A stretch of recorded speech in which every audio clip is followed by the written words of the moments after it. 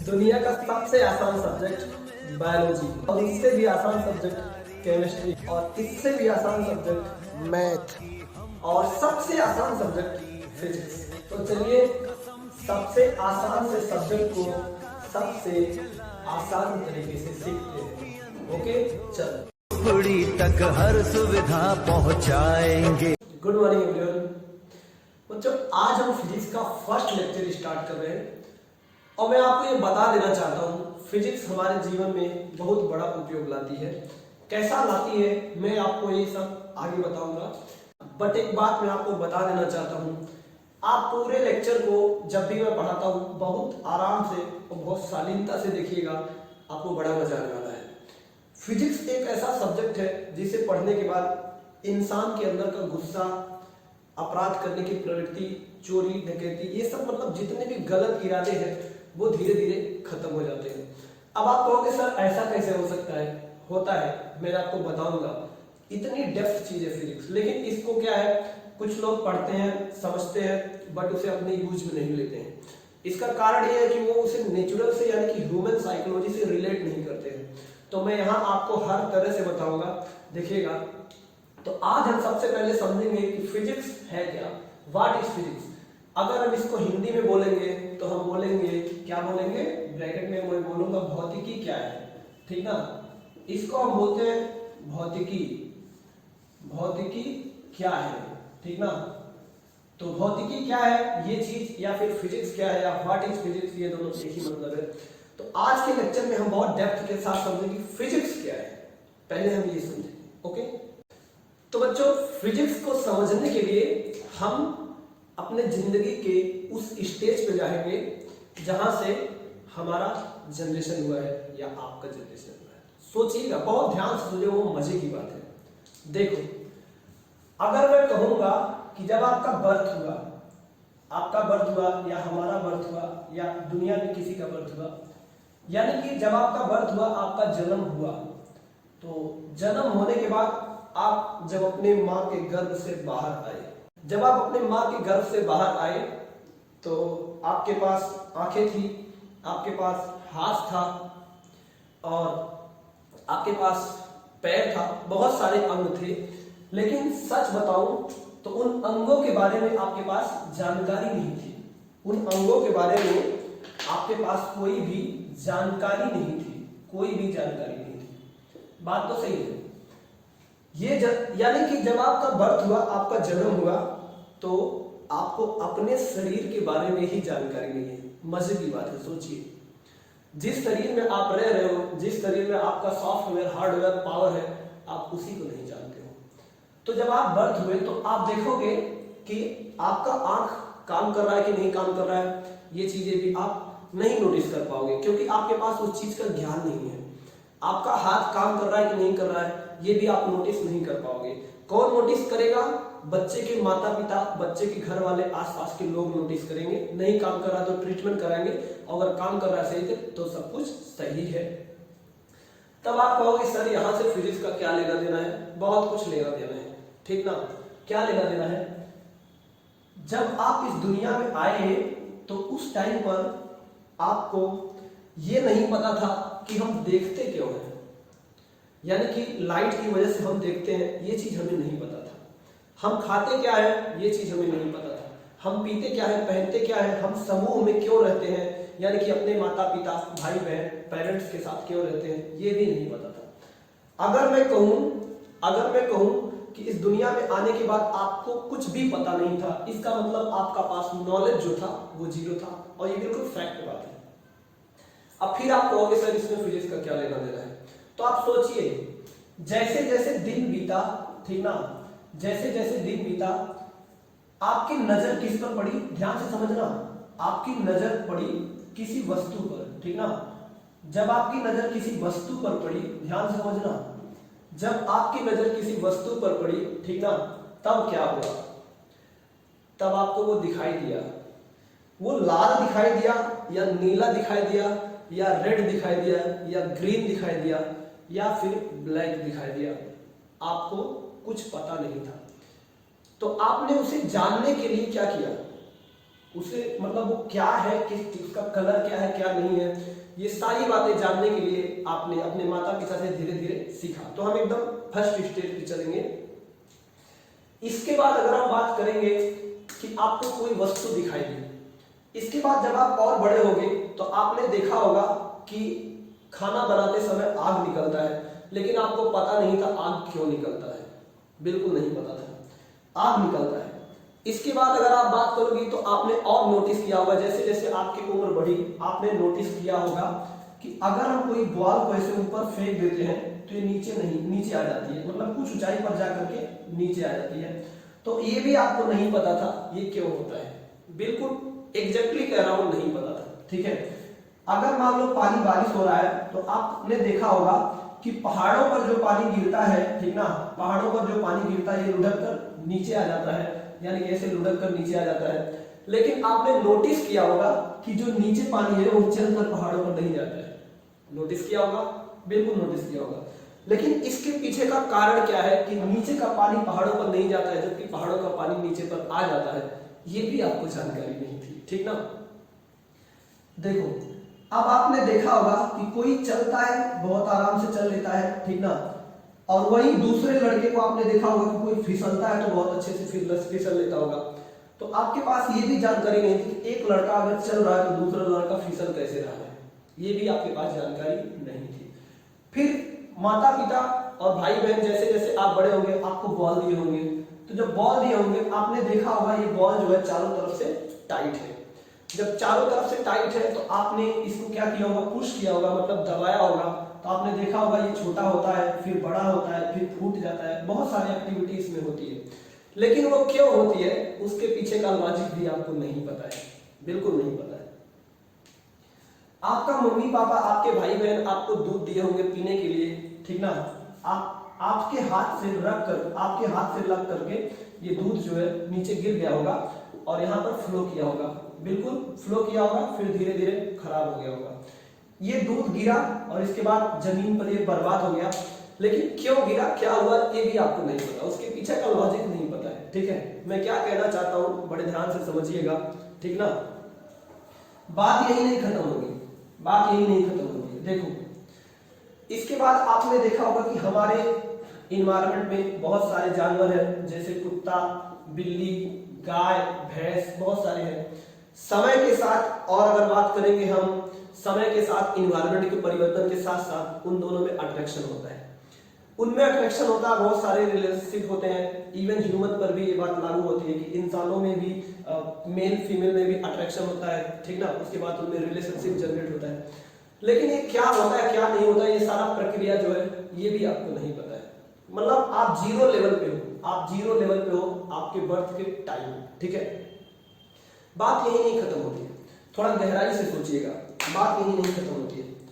आपने आसमान की तरफ देखा होगा तो आपको बिजलियां दिखाई दी होंगी, बिजली दिखाई दी होगी जो गिरती है, लाइट दिखाई होगी, सूर्य देखे होंगे, चंद्रमा देखे होंगे, उनमें से रेडिएशन आता है, प्रकाश आता है, क्या नहीं आता है, ये भी आपने नहीं पता, उसके पीछे का कारण नहीं पता है।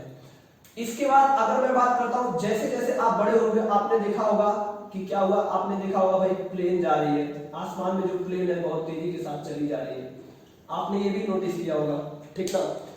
लेकिन ये प्लेन है वो क्यों जा रही है, क्यों जा पा रही है, क्यों नहीं जा पा रही है, एक प्लेन जाती है दूसरी प्लेन क्रैश हो जाती है, एक दूसरा प्लेन जा सकता है दूसरा खराब हो जाता है, लेकिन ये क्यों होता है इसके पीछे का कारण आपको नहीं पता है, ठीक ना। अगर मैं बात करता हूं, आपने रोड पर देखा होगा कि यहाँ से बहुत सारे जो है कार जो है, ठीक ना, बहुत सारे कार चले जा रहे होंगे, ठीक ना। इसके बाद देखो बाइक चले जा रहे होंगे, ध्यान से समझना, इसके बाद बाइक चले जा रहे होंगे, ठीक ना। इवन आप अपने पापा के साइकिल पर आगे बैठ के पीछे बैठ के आराम से चल पा रहे हो, जा रहे हो, आप जा रहे हो, आप आराम से चल पा रहे हो, आप फील कर रहे हो, लेकिन क्यों जा पा रहे हो, क्यों नहीं जा पा रहे हो, कोई गिर जाता है, कोई चलता है आराम से, इनके पीछे का लॉजिक भी आपको नहीं पता है, ठीक है। चलो आपने फील किया होगा।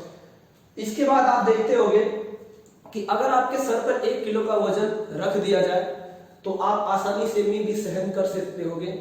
अगर आपके सर पे 10 किलो का, अगर आपके सर पे 10 किलो का वजन रख दिया जाए तो आप नहीं सहन कर पाओगे। लेकिन क्यों नहीं सहन कर पाओगे, इसके पीछे का कारण भी आपको नहीं पता है, लॉजिक क्या है वो पता नहीं, ठीक है, देखो अब मैं आपको बताता हूँ, बचपन में आपको पापा मम्मी जब आप बहुत जिद करते हो तो एक बर्फ खरीद के देते जो गांव में मिलता है, आप उसको लेते हो, अपने माउथ में इंटर करते हो, वो मेल्ट हो जाता है, मेल्ट होकर के पानी बन के आपके पेट में चला जाता है, फिर भी आपको नहीं पता है। आप बीमार पड़ते हो, आपके फादर बीमार पड़ते हैं या आपके रिलेटिव बीमार पड़ते हैं, कुछ मेडिसिन देने पर वो ठीक हो जाते हैं, ठीक ना। इसके पीछे का जो लॉजिक है ये भी आपको नहीं पता है, ठीक ना। यानी कि जब आपका जन्म हुआ तो आपने अपने चारों तरफ इन्वायरमेंट में जो भी देखा, गाड़ियां चल रही हैं, लोग लड़ रहे हैं, झगड़ रहे हैं, ठीक ना। इसके बाद कोई फिसल रहा है तो कोई दौड़ रहा है, कोई रोलिंग कर रहा है तो कोई ट्रक चला रहा है तो कोई बस चला रहा है, कहीं हवाई जहाज जा रही है तो कहीं रेलगाड़ी जा रही है। ऐसे इनफाइनाइट एक्टिविटी आपने देखा होगा, इनफाइनाइट। एवं सिर्फ इंसानों पर नहीं, जानवरों पर भी देखा होगा। चिड़िया उड़ रही है, ठीक ना, हाथी दौड़ रही है, एक हाथी दूसरे हाथी को मार रहा है, एक जानवर दूसरे जानवर को मार रहा है। मतलब कहने का मतलब नेचुरली जो इस दुनिया में हो रहा है वो सारी चीजों से आप अनजान हो, ठीक ना। तो जैसे जैसे आपका बर्थ हुआ, यानी कि जैसे जैसे आप बड़े हुए, बड़े होने के साथ साथ आप देखोगे कि धीरे धीरे आपके अंदर समझदारी आएगी, और जो चीजें आप नहीं जानोगे वो चीज पापा मम्मी भाई बहन या जो भी आपके पास आसपास इन्वायरमेंट में है उनसे पूछने की कोशिश करोगे, तो वो आपको क्या बताएंगे, सोचना। तो आपको क्या बताएंगे, वो बताएंगे, देखना मैं क्या बताने जा रहा हूं, देखो वो आपको क्या बताएंगे। अब एक प्रश्न करो अपने पापा मम्मी, तो आप एक प्रश्न किए होगे पापा से कि पापा अगर हम ये बॉल को ऊपर फेंक रहे हैं तो ये नीचे आ रहा है, थोड़ी दूर जाने के बाद क्या हम मोबाइल को ऊपर फेंकेंगे तो भी नीचे आएगा? वो बोलेंगे हाँ बेटा आएगा। तो कहने का मतलब ये है कि आपने बॉल को ऊपर फेंका तो बॉल ऊपर गया फिर वापस नीचे आ गया, आपने मोबाइल को ऊपर फेंका, मोबाइल ऊपर गया फिर नीचे आया, ठीक ना। फिर इसके बाद अगर आपके पास मान लो पत्थर है, आपने स्टोन को ऊपर फेंका फिर नीचे आ गया। अगर आपके पास हाथ में कोई कागज है, कागज का ऐसे गोला बना लोगे और गोला बनाने के बाद अगर आप ऊपर फेंकोगे थोड़ा ऊपर जाकर के फिर नीचे आ गया, तो आपने नोटिस किया, आपने क्या नोटिस किया, आपने नोटिस किया कि हम जितना भी चीज हम जमीन से ऊपर की तरफ फेंकेंगे वो कुछ दूर जाने के बाद नीचे आ जाएगा। बिल्कुल कॉमन सेंस, जितना भी चीज हम नीचे ऊपर की तरफ फेंकेंगे वो कुछ दूर जाने के बाद नीचे आ जाएगा। तो आपके समझ में आ जाएगा, आपने अपने दिमाग में एक नियम बना लिया, अपने दिमाग में आपने एक नियम बना लिया कि जो भी चीज ऊपर फेंकेंगे वो नीचे आ जाएगा। तो आपके दिमाग में एक नियम बन गया। अब आप सोचोगे, अब जो चीज आपने पहले ट्राई नहीं किया है उसको भी अगर मान लो आपको कोई ये बोतल दे दे, बोलेगा भाई ये बोतल ऊपर फेंकेंगे नीचे आ जाएगा, तो आप अपना नियम लगाओगे और बोलोगे हाँ बोतल को ऊपर फेंकेंगे नीचे आ जाएगा। कितनी अच्छी बात है, सोचो। तो यहां पर आपने क्या किया, यहां पर आपने मोबाइल को, बॉल को, स्टोन को, कागज के पन्ने को ऐसे फेंक करके ट्राई किया, तो आपने क्या बना लिया, एक नियम बना लिया। ये जो नियम है इसको फिजिक्स का एक नियम कहा जाता है। अगर आप देखोगे, सोचना, अब मान लो आपके पास एक कोई पहाड़ी है, मान लो यहाँ पर कोई पहाड़ी है, ठीक ना, देखो इस पहाड़ी पर अगर आप आयरन का बॉल रखोगे तो भी लुढ़क के नीचे आ जाएगा, स्टोन रखोगे तो भी लुढ़क के नीचे आ जाएगा, ठीक ना।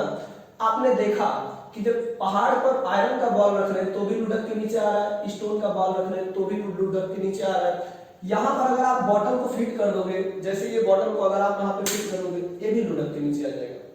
तो आपने ये नियम बना लिया कि अब हम पहाड़ी के ऊपर जितना भी चीज रखेंगे वो लुढ़क के नीचे आ जाएगा।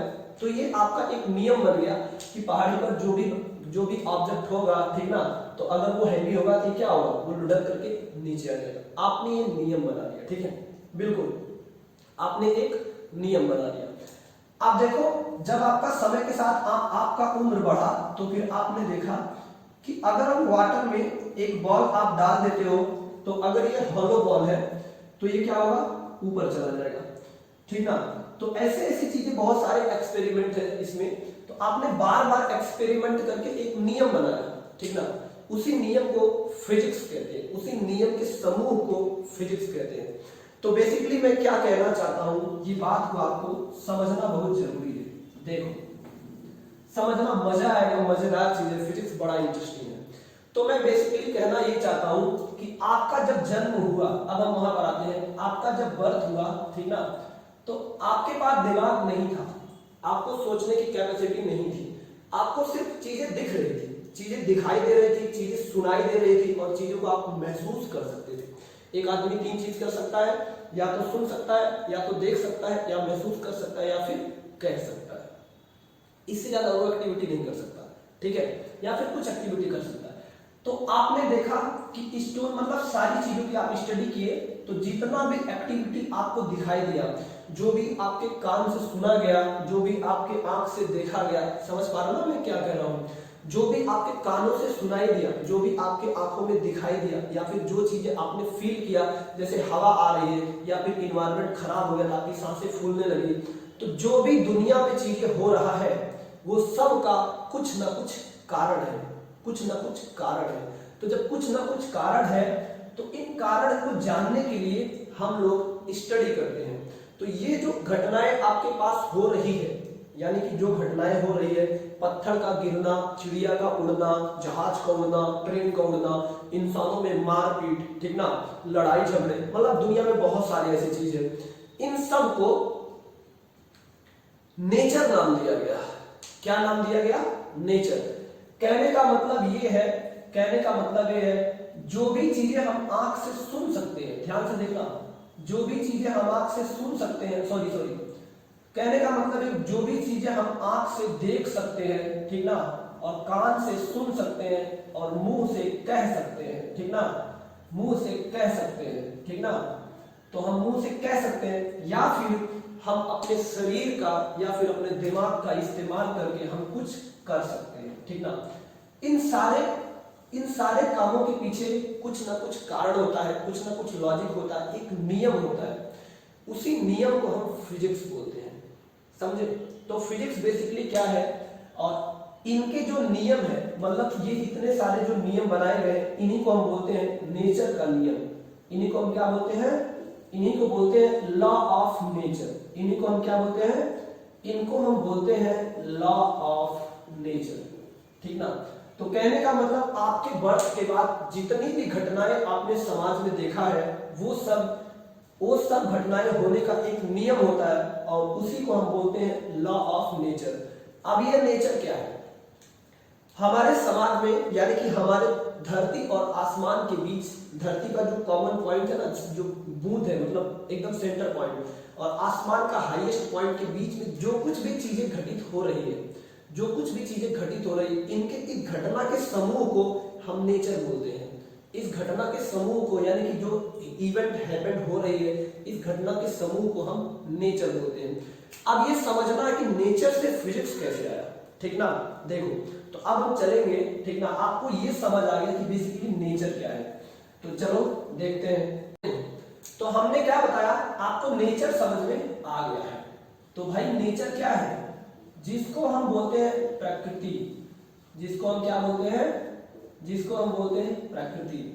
तो नेचर जब चल रहा है तो नेचर के भी कुछ नियम होंगे ना भाई, कुछ तो नियम होंगे। अब नेचर पे नेचर के अंदर दो तरह के चीज पाए जाते हैं। कौन सा? देखना, नेचर के अंदर दो तरह की चीज पाए जाते हैं। पहला होता है लिविंग मटेरियल। क्या बोलते हैं? Living material. इसे ध्यान से समझना, लिविंग मटेरियल। और दूसरा होता है नॉन लिविंग मटेरियल, ठीक ना। तो ये हो गया आपका नॉन लिविंग मटेरियल, ठीक ना। देखो, कहने का मतलब नेचर के अंदर दो चीजें एग्जिस्ट करती है, एक एग्जिस्ट करता है लिविंग मटेरियल, एक एग्जिस्ट करता है नॉन लिविंग मटेरियल। अब लिविंग मटेरियल का क्या मतलब है, इसको समझेंगे। जैसे मान लो हमने बोला गाय, भैंस, कुत्ता, बिल्ली, ठीक ना। गाय, भैंस, कुत्ता, बिल्ली सब कुछ, यानी कि हम बोलिए गाय, भैंस, कुत्ता, बिल्ली, जीव जंतु, कीड़े मकोड़े, यानी कि जो चीजें, क्या होता है, जो चीजों जिसके अंदर सेल्फ डिसीजन मेकिंग कैपेसिटी होती है। ध्यान समझना मैं क्या बोल रहा हूं। लिविंग मटेरियल किसको बोलते हैं? लिविंग मटेरियल उसको बोलते हैं जो है, इट है, मैं लिखता हूं, इट है सेल्फ डिसीजन मेकिंग कैपेसिटी, ठीक ना। इट है सेल्फ डिसीजन, ठीक ना, मेकिंग कैपेसिटी। इसको मैं बोलता हूं सेल्फ डिसीजन मेकिंग कैपेसिटी, ठीक ना। तो अब आप ये सोच रहे होंगे कि ये क्या चीज है, ये क्या चीज है। अब ये क्या है? ये सेल्फ डिसीजन नहीं ले सकता। कहने का मतलब ये है कि ये सेल्फ डिसीजन नहीं ले सकता, ठीक ना। It have not self decision making capacity, self decision making capacity, ठीक ना, सेल्फ डिसीजन मेकिंग कैपेसिटी। तो कहने का क्या मतलब है? कहने का मतलब है कि जो, यानी कि इस इन्वायरमेंट में जो चीज हमें ऐसी दिख रही है जो डिसीजन बना सकता है, यानी कि वो सोच करके अपने दिमाग से, जिसके पास दिमाग हो, कहने का मतलब ये है कि ऐसा मटेरियल जो, यानी कि जीव जंतु, हम जीव जंतु जानवर इंसान की बात कर रहे हैं, ठीक ना, यानी कि जो डिसीजन ले सकता है, अपने सोच करके, अपने दिमाग से सोच करके डिसीजन ले सकता है, उसको हम लिविंग मटेरियल में काउंट करते हैं। अब हम बात करते हैं नॉन लिविंग मटेरियल। ये नॉन लिविंग मटेरियल क्या होता है? देखो, जैसे अगर मैं बोल दूं ये बॉटल हमारे पास है, क्या ये बॉटल कोई खुद से डिसीजन ले सकता है? ये खुद से डिसीजन नहीं ले सकता। कहने का मतलब ये खुद से डिसीजन नहीं ले सकता। तो जब ये बॉटल खुद से डिसीजन नहीं ले सकता है, तो ऐसे मटेरियल को हम मरा हुआ मटेरियल, यानी कि नॉन लिविंग मटेरियल बोलते हैं। और इसको हम क्या बोलेंगे? इसको हम बोलेंगे जिंदा मटेरियल, इसको हम बोलेंगे जिंदा, ठीक ना, और इसको हम बोलेंगे मरा हुआ, तो इसको हम बोलेंगे मरा हुआ। तो कहने का मतलब अब आपको समझ आया कि पूरे दुनिया में, पूरे यूनिवर्स में दो तरह के मटेरियल होते हैं, एक होता है लिविंग, दूसरा नॉन लिविंग। अब फिर मैं बता रहा हूं, लिविंग का मतलब होता है ऐसा मटेरियल जो अपने दिमाग से सोच करके, ठीक ना, अपना हाथ पैर चला सकता है, ठीक ना, और सेल्फ डिसीजन ले सकता है अगेंस्ट एनी, यानी कि किसी पीपुल के सिवाय, किसी दूसरे जीव के अगेंस्ट, या फिर किसी नॉन लिविंग मटेरियल के अगेंस्ट खुद डिसीजन लेने की क्षमता रखता हो, ठीक ना, उसको हम बोलते हैं लिविंग मटेरियल या फिर जिंदा शरीर, यानी कि जिंदा जीने वाला मटेरियल। अब हम बोलते हैं नॉन लिविंग मटेरियल। अब नॉन लिविंग मटेरियल जो है, ये मटेरियल जो है सेल्फ डिसीजन मेकिंग कैपेसिटी इसमें नहीं होती है। कैसे? देखो, जैसे मैंने बताया कि अगर आपके पास ये बॉटल है, तो ये बॉटल खुद से कोई डिसीजन नहीं ले सकता, पक्का 100% नहीं ले सकता। इसके बाद अगर कार आपके घर में खड़ी है, तो आप बोलोगे कार चली जाओ, ठीक ना, कार चली जाओ। तो कहने का मतलब जब आप कार को चलाओगे, कार के साथ छेड़खानी करोगे, तभी हो जाएगा। कार खुद से कुछ नहीं कर सकता, तो वो नॉन लिविंग मटेरियल हो गया। अगर पेड़ पौधा खड़ा है, ठीक ना, देखो, अगर मान लो पेड़ पौधा है, तो पेड़ पौधा भी लिविंग मटेरियल है। क्यों? क्योंकि वो डिसीजन लेता है। जब उसमें एनर्जी आती है तो अपने हाथ पैर को बढ़ाता है, यानी कि वो बच्चे पैदा करता है, पेड़ पौधा अपने पत्तों को बढ़ाता है, ऊर्जा लेता है आसमान से, यानी कि सन से ऊर्जा लेता है, तो वो लिविंग मटेरियल है, यानी कि वो सेल्फ डिसीजन ले सकता है। लेकिन अगर मैं बोलूंगा स्टोन, तो एक पत्थर अगर आपके पास है, तो स्टोन डिसीजन नहीं ले सकता। ऐसा नहीं है स्टोन अपने शरीर को बढ़ा करके बड़ा कर ले, बिना किसी के कहे, बिना किसी के छुए, ऐसा नहीं है स्टोन जो है चल करके दूसरी जगह चला जाए, ऐसा कुछ है नहीं। यानी कि स्टोन जो है सेल्फ डिसीजन मेकिंग कैपेसिटी नहीं होती है। तो आपको ये बहुत क्लियर हो गया होगा कि लिविंग मटेरियल और नॉन लिविंग मटेरियल में क्या अंतर है। तो जब नेचर के अंदर ये दो तरह के मटेरियल पाए जाते हैं, तो इनमें जो भी एक्टिविटी होती है, देखो, तो इनमें जो लिविंग मटेरियल के अंदर जो एक्टिविटी होती है और नॉन लिविंग के मटेरियल के अंदर जो एक्टिविटी होती है, ये एक्टिविटी, यानी कि ये घटनाएं घटित होने के एक नियम होते हैं, एक समूह होता है, ठीक ना, उस समूह को हम फिजिक्स कहते हैं, ठीक ना, उस समूह को हम क्या बोलते हैं? उसी समूह को हम बोलते हैं फिजिक्स। तो यहाँ पे लिख देता हूं लॉ ऑफ नेचर, इसको मैं बोलता हूं law of nature. Law of nature known as physics. क्या होगा? Known as physics. तो कहने का मतलब क्या है? Law of nature known as physics. आखिर हमने ऐसा क्यों बोला? हमने ऐसा इसलिए बोला क्योंकि जो प्रकृति के नियम है, नेचर के जो नियम है, उन्हीं नियम से ये नॉन लिविंग मटेरियल और लिविंग मटेरियल कंट्रोल किए जाते हैं। समझे? यानी कि living material non living material प्रकृति के नियम से कंट्रोल किए जाते हैं, और इनके कंट्रोल करने वाला जो नियम है, एक नियम, दो नियम, 10 नियम, 100 नियम, ऐसे बहुत सारे नियम हो सकते हैं। यानी कि एक बड़ा अमाउंट में हो सकता है इनको कंट्रोल करने के लिए प्रकृति के पास इनफाइनाइट नियम हो। तो इन सभी नियम के समूह को हम फिजिक्स कहते हैं। इसलिए हमने बोला law of nature known as physics, यानी कि आप ऐसा कह सकते हो कि प्राकृतिक यानी कि नेचर के नियम का जो समूह है उसी को हम फिजिक्स बोलते हैं। अब इसको हम दूसरी भाषा में समझते हैं। देखो फिजिक्स क्या है, अब इसको हम दूसरी भाषा में समझते हैं। देखो अब हम दूसरे भाषा में समझेंगे कैसे। देखो फिजिक्स क्या है, अब हम इस बात को समझेंगे, ठीक ना। देखो जैसे मान लो अगर आपको हम पाकिस्तान में छोड़ देते हैं, सोचना अगर आपको हम पाकिस्तान में छोड़ देते हैं तो पाकिस्तान के संविधान के अनुसार आपको खाना पड़ेगा, पीना पड़ेगा, रहना पड़ेगा, जीना पड़ेगा, बातचीत करना पड़ेगा, इवन आप एवरीथिंग पाकिस्तान संविधान के अनुसार करोगे।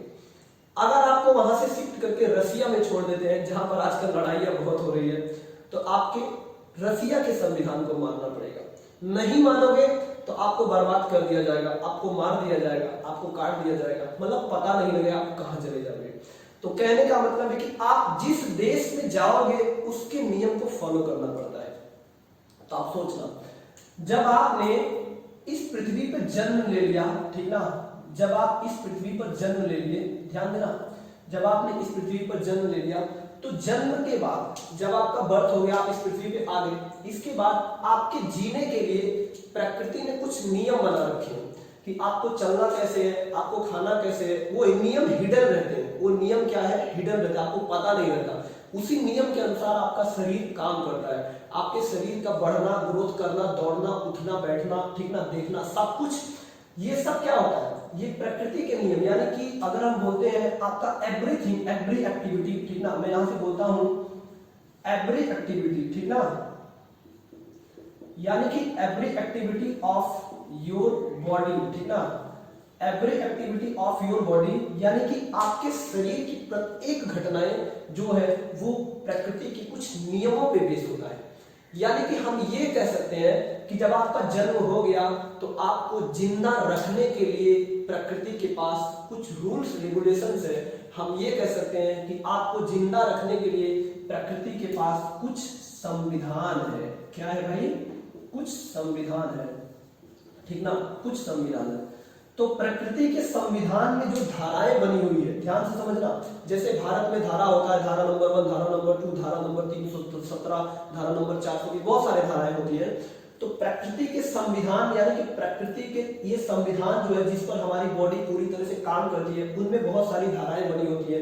जैसे हमें चलना कैसे है, हमें उठना कैसे है, हमें बैठना कैसे है, हमें खाना कैसे है, मतलब किस नियम पे करना है वो आप नहीं डिसाइड करोगे, वो प्रकृति ने पहले से डिसाइड करना है, आपको वैसे ही करना है। अगर आप ऐसा नहीं करते हो तो आपका शरीर खराब हो जाएगा, समझ रहे हो ना, आपका शरीर खराब हो जाएगा, आपको तकलीफें झेलनी पड़ेगी, बहुत सारी चीजें झेलनी पड़ेगी। तो ये जो संविधान की धाराओं का जो समूह है, यानी कि संविधान के धाराओं का जो समूह है ना, किसका, संविधान में बहुत सारी धाराएं हैं, इस धाराओं के यानी कि प्रकृति के संविधान के धाराओं का जो समूह है उसी समूह को हम भौतिकी यानी कि फिजिक्स कहते हैं। क्या बोलते हैं, फिजिक्स कहते हैं। तो हम ऐसा बोल सकते हैं, ठीक ना, हम क्या बोल सकते हैं, हम क्या बोल सकते हैं, इसको हम बोल सकते हैं कॉन्स्टिट्यूशन ऑफ, ठीक ना, हाँ, तो इसको हम क्या बोल सकते हैं, इसको हम बोल सकते हैं, इसको हम बोल सकते हैं, क्या बोल सकते हैं, कॉन्स्टिट्यूशन ऑफ नेचर, ठीक ना, constitution of nature known as physics, known as physics, ठीक ना। आप देखना बहुत लॉजिकल बात है।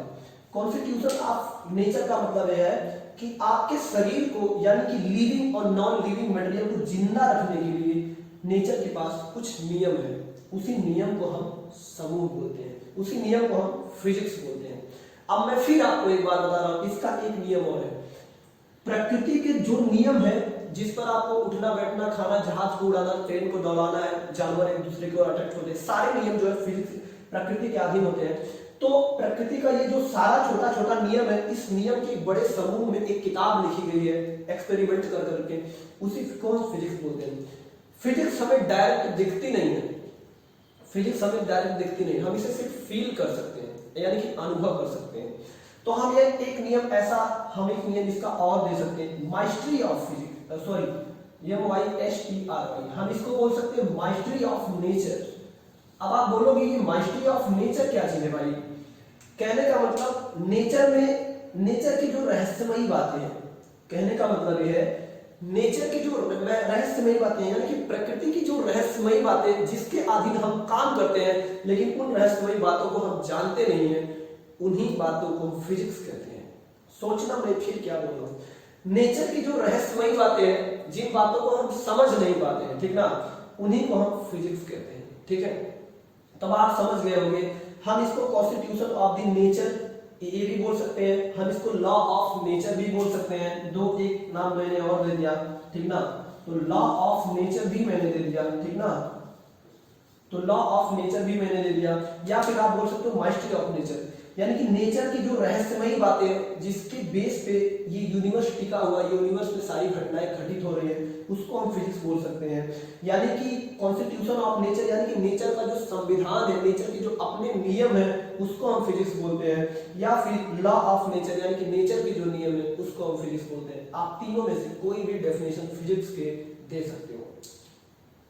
तो जैसे जैसे लोगों के अंदर डेवलपमेंट आया, जैसे जैसे आप फिर वहीं पर चलते हैं, जैसे जैसे बर्थ के बाद, इसको मैं रफ करता हूं, चलो फिर वहीं चलते हैं।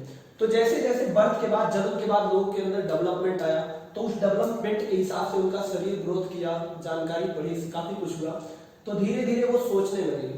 तो धीरे धीरे तो जैसे जैसे डेवलपमेंट हुआ वो नेचर के नियमों को समझने लगे।